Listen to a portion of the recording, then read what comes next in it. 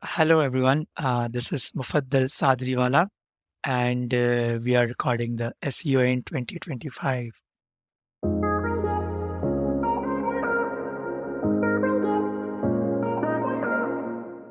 Mufaddal, what's your number one SEO tip for 2025? I I think the top thing that we should be stopped worrying about is the AI overviews. Obviously, it's the most discussed topic. So my point of view is that AIO is not a threat to SEOs or organic traffic. In fact, it is going to help us at least, get a bit of more, or not even more, but it's going to maintain the traffic that we are getting from there. So it's not a threat. It's something which is going to aid us. So, yeah. So, why do you think the impact of AI overviews is going to be minimal? A couple of reasons for that, basically. I think very recently, the way Google has started ranking websites is that we can see earlier when AI was launched, Google was ranking websites from very different domains that were ranking on page one. Or if I can say, even if you're not ranking on page one, you were able to probably rank it in the AI overviews at that time. And again, that was a test that was there in the search labs that Google launched over there. But now, most of the results that is there in the AIO in the US is actually coming up from the top 10 results. 98 or 95% of that is coming up from there, which what a recent study I read about conducted, and that's what it was the outcome over there. So technically, you don't need to do probably something very different to be featured in the AIOs. Obviously, all the traditional way of doing SEO is over there. And then if obviously you are on the edge and you are doing something which is different from the competitors, then you have an edge, you have a better content, you have a better way of answering things, then that can help us you in getting over there. And apart from that, also Google has started adding more citations and links in the overviews, which has also, helping users to read more about that, and probably that can also send out more traffic from the overviews to the individual websites who has been contributing to the content over there. I mean, again, the way Google is going about rolling out overviews across the web has been again a slower process. So if I remember, EIO was probably launched back in 2020, I mean 2022 somewhere probably, and I'm not able to recall that year. And then it was almost for a year only in the testing mode. And then it was launched just, I think, in 2023 in the US, and almost a brief of 6, 8 months. Then they launched it for the rest of the countries, not even for the world, but it was launched for the next 6 countries, which is again over there. So the way Google is also testing it out is very slow. So, I mean, yeah, it's the way what we have seen so far with the AI overviews and everything. It's not seeming to be a threat, and it's more just a way of featured snippet which is coming at the top, which was again there previously. And that's something, that's how people are understanding and getting data from it. And if they want to know more, they're clicking on those links, they're clicking on organic listings, and that's where traffic is coming into the publishers. So I can understand that Google may be taking the data from the first few results, and it's not necessarily an issue from an optimization perspective. But surely AI overviews is taking over some of the SERP, and a great deal of the SERP in some instances, and the users having to scroll down to get to the organic results. So is it not the case that the majority of people are perhaps getting the answer direct from the AI overview and not bothering to go to a website? And if that's the case, is that not a big issue for SEOs? That's a very fair question, David. I think it's also depends on the type of query that we are talking about over here, right? So if a query is very simple, probably which can be answered within a paragraph, then yeah, I mean that's something that will get answered within the AI overviews, and for that the user might not need to visit the website to get more information. But that's something which is not very new in the way Google has started doing this. That this was something which was already happening with the featured snippets that were visible for these type of queries and answering these type of queries over there. So that shift is not phenomenal, or it's not a very drastic change that is happening in the way Google is going to showcase data, or in the way user is going to understand that data over there. That's where I'm my concern is not a lot about AI overviews sending less traffic over there. But yes, I mean, if I can be a bit also pessimistic about that, then I can say certain level of queries are going to get impacted, because featured snippet was probably a 3 to 4 lines of snippet which was featuring a direct answer from the publishers, but overview takes a bit of more real estate on the first page and gives out more information. And it's not just a snippet which has been fetched from the website, but it's more of a generative answer that has been given. So for sure, yes, I mean, there is going to be an impact that is going to go to publishers website in terms of traffic, but it's not the end is what the point is. It's not that, okay, I mean, you are not or never going to get any clicks from Google right now. It is going to send in, but a bit of 5 to 10% of queries are going to get impacted over there. And that's where we also need to understand, or probably relook at our content strategy, that we give out information, but we also entice them to know or get more information from our website. And that's where, that's something that can also entice users to know more about whatever type of query that they are searching for. So that's the way we can also look at improving our content strategy and getting more out of that. Yeah, I mean, Google is obviously experimenting quite a bit with generative AI, with AI overviews at the moment. I've just done a search for how to produce a podcast, and seen that there are sections of the AI overview that have links on them, and taken from 3 different websites there, actually. So they're obviously taking the time to attempt to give credence, give acknowledgement to these websites that the contents come from there. I would imagine AI overviews aren't going to be that prominent for the types of queries that you would want to pay ads for, though. So your question is, the AI overviews are not going to appear for queries that display more ads, more advertisement of Google? Yes. Yeah. Yeah, that's again something that people have also noticed, obviously over there, that wherever Google has more, or whatever keywords where Google has a more chance of having more CPCs and more traffic, which can send high intent traffic to the publishers, they try to push ads obviously on those queries, and that's where Google's revenue is coming from. So they deliberately also will not want their ad traffic to also get hit because of the AI overviews. So yeah, I mean, and it's not, I mean, overviews are technically also not visible for all the queries, right? When they initially started the testing with Search Labs, it was visible for almost 60 to 70% of the queries.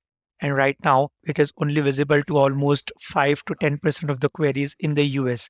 So it's not also visible for every query that you search for on Google. It's again basically things like one that you search for how to run a podcast, or how to record a podcast, or something like that. And this is where it is basically, coming out over there. And again, the answers that we are getting over there, it's clear, but also prompts you to know more from the publishers over there. So yeah, one type of query that you mentioned from where they are not prominently visible is ads. And also one other type of queries where AI overviews are not very prominent are e-commerce searches. I mean, where you're directly searching for a product, like, okay, woman pink dress is a query that I'm searching for. So I don't see an AI overview. I see the traditional search result with a shopping ad at the top and 3 to 4 ads after that, and then the organic listings after that, and then probably 3 ads at the bottom over there. So these are the types of queries that Google gets a lot of money from, and that's where they really don't want to shell out everything within an AI overview. It's interesting that the first 2 links come from listings on the first page. So the first link comes from the most popular ranked organic page, so number 1 organic page. But the second link comes from the 9th ranked organic page, and the third link comes from who knows. I can't find the third link in the first 5 pages of the SERP. So it's not necessarily the case that Google are taking all the links from the first page of the SERP, is it? Yeah. No, it's not that it's taking everything from the first page. In fact, this is improved from what it was at the start. Initially, Google was not taking anything from the first page. It was random. I would not call it as random because obviously Google had their own algorithms in place to fetch that link, but it was picking up from nowhere. We don't know where from. And that's what it was displaying. But now it is at least picking some data, some websites from the first page, and some from obviously the second, third, and the further down pages as well. And this is where I was saying that it's not a threat. If you're not able to rank on the first page of Google because of XYZ reasons, but if you're really giving out content which is helpful, Google might feature it in the AI overviews, and bang, that becomes like your wildcard entry onto getting traffic from Google. So, I mean, again, that strategy can help you in getting that, like not ranking on page one, but I am there in the AI overviews. And very recently, SEMrush also started, I mean, have now had got this feature where you can track your AI overview rankings as well in the organic keywords. Now you can see which keywords or for which keywords you are appearing in the AI overviews. So, yeah. So you also say that personalized search results could become more prevalent in AIO. What do you mean by this, and how do you optimize for this? I mean, personalized search results from that I mean is that obviously if you interact with a website more, that usually also get used to get pushed more in your search results. That's again that was happening traditionally, but even now, if you have a habit of probably reading a publisher, which is Wall Street Journal or let's say New York Times or any other publisher, there are chances, links or data from these might get pushed in your AI overviews. I have one second probably is if you're searching for a very specific product on Google, if you're wanting to know more about the reviews, and again, you have a habit of, let's say, reading or trusting a website, specific website, more for reviews and other purposes, then that's something that can get pushed in your AI overviews over there. I mean, that's where a personalized results will help you. And again, if you use Gemini a lot and you give a lot of prompt to Gemini to get your daily, at least some sort of work done to again automate some stuffs over there, then that's again something that is taken into consideration because all of these is obviously connected. All of these device, all of these LLMs mechanics are connected over there, and that is being used to showcase personalized results. So that's again an opportunity for publishers, for other websites as well, to get featured in the AIO for that specific user. And that's a way of getting more out of it. I would say, in terms of optimization, very honestly, I would say the fundamentals of all of these things that we do for SEO remains the same.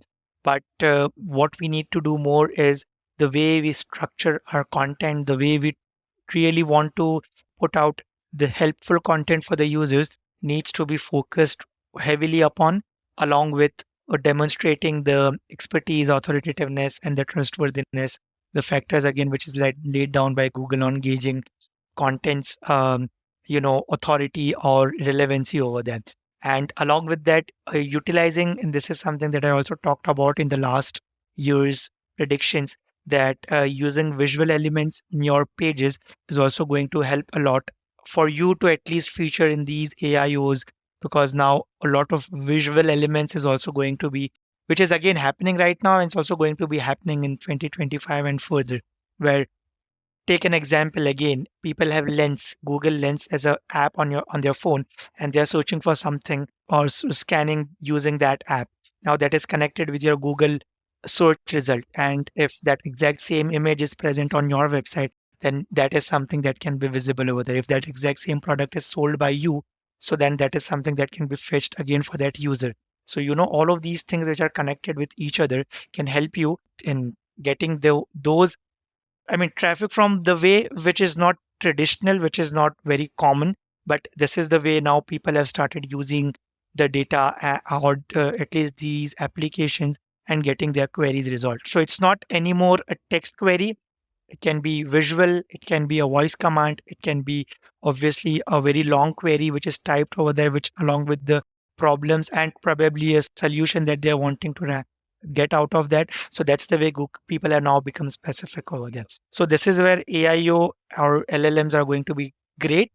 But when it comes to specific queries, when it comes to transactional intent queries, when it also comes to probably navigational queries, that is where traditional results are there to stay, and people will have to rely on products on e-commerce websites to get a hold of those products and buy it from there. If an SEO is struggling for time, what should they stop doing right now so they can spend more time doing what you suggest in 2025? I think what we should stop doing completely, not even completely, but at least for now, is stop blaming Google for evolving and making changes to its product, because Google is going to do that. It's their product. They are going to evolve. They are going to do a lot of testing. They are going to improve, try out new things with their products. And for sure, that is going to have an impact on SEO and organic. I'm not obviously denying the fact that sometimes you're on the right side of things, but you, even after that, you got impacted. But I also see a lot of people who probably are just, I don't know, but cribbing and cringing about stuffs or just criticizing Google just because you seem to be cool on, the platforms on social media and everything. And that's the reason they start doing that. So it's not cool, I think. And if you're struggling with a genuine problem, then stop blaming and start introspecting on your own product, on your own website. And I'm sure you will find ways in improving that. And that's the way, obviously, you can also improve and work on your organic strategy, and then that way. Mufaddal Sadriwala is Senior SEO Manager at Assembly MENA, and you can find him over at mufaddal.digital. Well, thanks so much for being part of SEO in 2025. It was a pleasure to be part of this. So thank you so much for having me, David. I've been your host, David Bain. Get your copy of SEO in 2025, the book, over at SEOin2025.com.